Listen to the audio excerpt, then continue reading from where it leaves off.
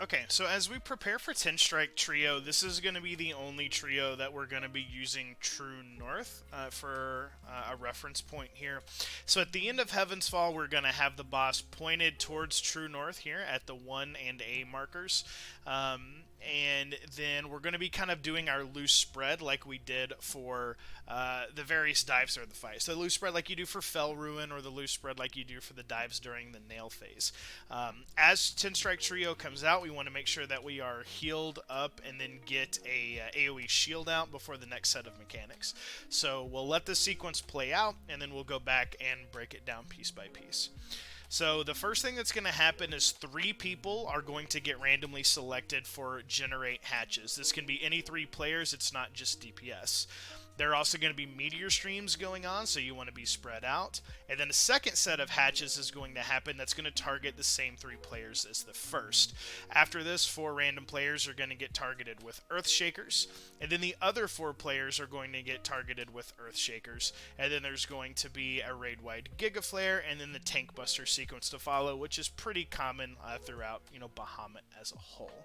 So that's how the entire trio plays out. Now let's go back and take a look at it here. Okay, so first thing that we're going to want to do, like I said, is you see everyone get shields, then everyone kind of goes into a loose spread.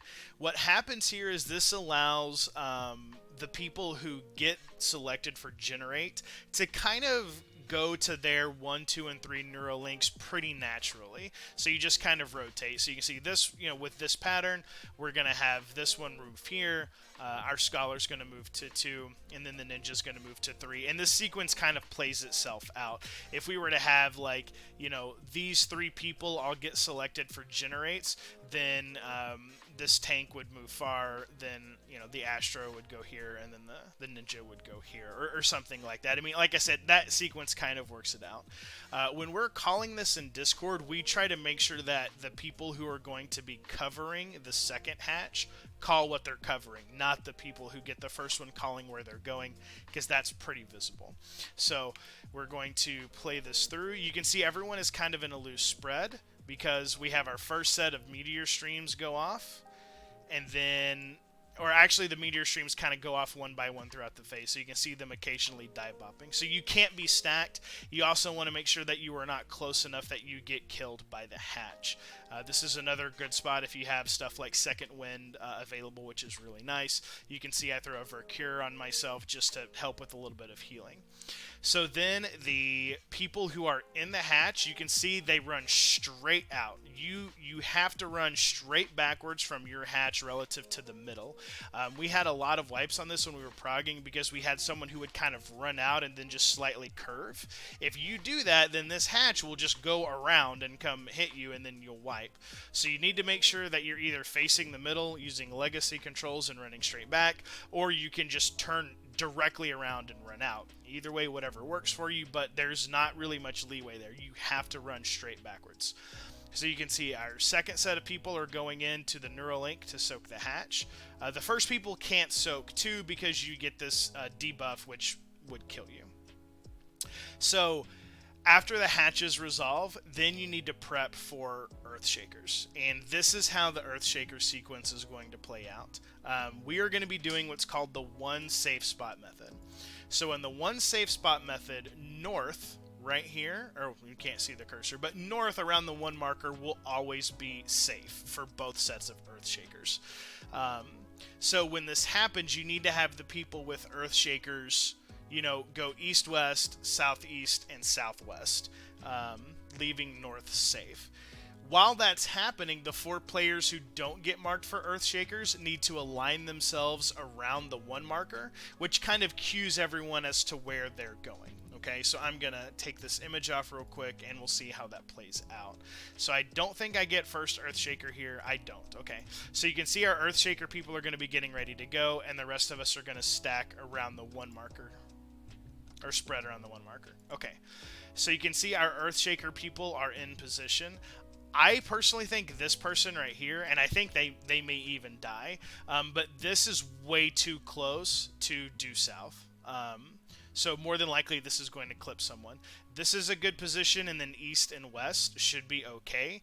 You can even, if you're east and west, go slightly northeast and slightly northwest, and that opens up this here in the back. But for the people on the further south, this is a good spot, and this is a good spot. If you can be like south-southeast or south-southwest, that works. But if people die in this phase, it's not the end of the world. You just want to make sure you don't have any deaths during the hatches. So you can see we line up around the 1 marker here. What this tells people is that, okay, this person is going to run up here. This person in this corner is going to take this direction. And then the 2 in the back are going to go straight to the Cardinals east and west. So the first Earthshakers go out. Okay. So ideally, this is a personal preference of mine. Me and this scholar got into conversations about this. I like having the first Earthshaker puddles baited further out, so the second set can just go straight in front. So I'm going to put a couple images on the screen here. So there's our first sequence, right? Ideally, you can get the second sequence where the first puddles are far enough out that the second players can just walk right in front of those puddles to prep for the second Earthshakers, which kind of leaves the arena looking something like this. Like, this is how I prefer to do it, where you just have this, you know, this nice spread.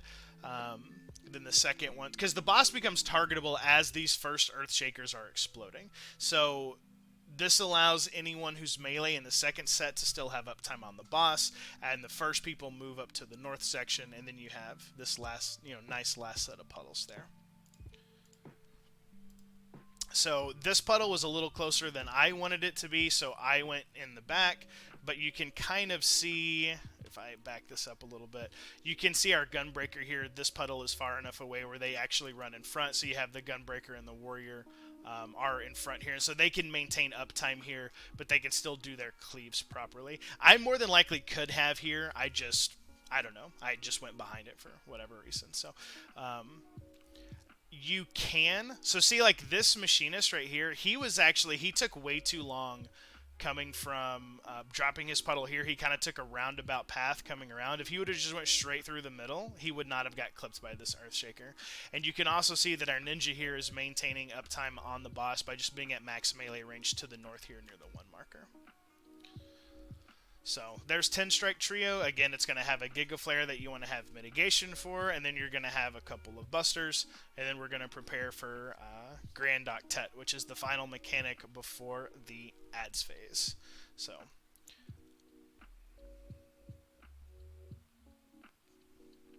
one other thing to note, just as an aside, you only need to get Bahamut to 59%. Anything after 59% is completely unnecessary. I mean, it doesn't hurt to just keep DPSing, but if you're going for your first clear, I would highly recommend pulling as many resources as you can for the ad phase. If you get Bahamut to 59, then he can be killable in the golden phase. If Bahamut is still at 60%, he will instantly kill everyone in the golden phase. But you cannot kill him before golden. So, again, we're using, you know, everything we have because we had done multiple clears at this point, and we were just, you know, we weren't typically worried about the DPS check. So, if you can pull resources here for the ad phase, then that's a good thing here too. So we're going to prep for Grand Octet next.